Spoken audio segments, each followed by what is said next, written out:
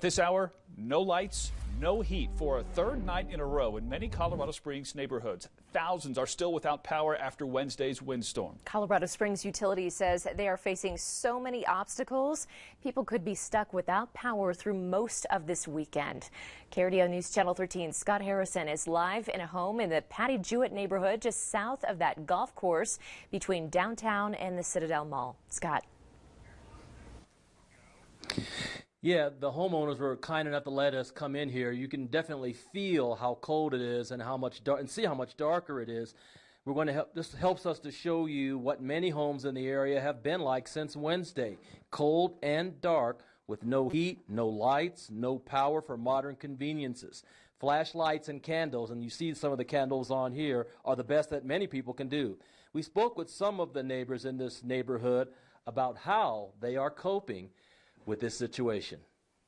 In the Patty Jewett neighborhood of East Colorado Springs, some streets are still closed, either because of fallen trees or down power lines like this one.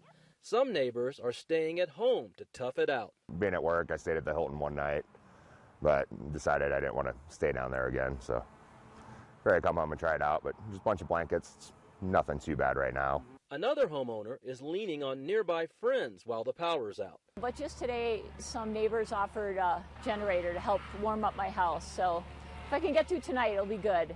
This neighbor is taking food to cook at her daughter's house nearby, where there is power. But she's not happy with the situation. I've called my district council person and left a voicemail for the mayor. Not acceptable. Not at all, huh? Yeah, so.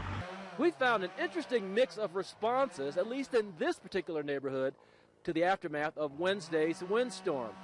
For the hardier souls, they say they'll handle it just fine. They'll throw on another blanket or a sweatshirt, light the candles, and they're good to go. But it's the people who are more used to modern conveniences like big screen TVs, the internet, computers, and video games that are having a harder time dealing with it. During a briefing Friday, Springs Utilities said it is calling in resources from elsewhere along the Front Range to speed up the repair process. And for the people here in Patty Jewett, it can't come soon enough. And Colorado Springs Utilities assures us that they have crews working as hard as they can to get power back on for as many people as possible as soon as possible.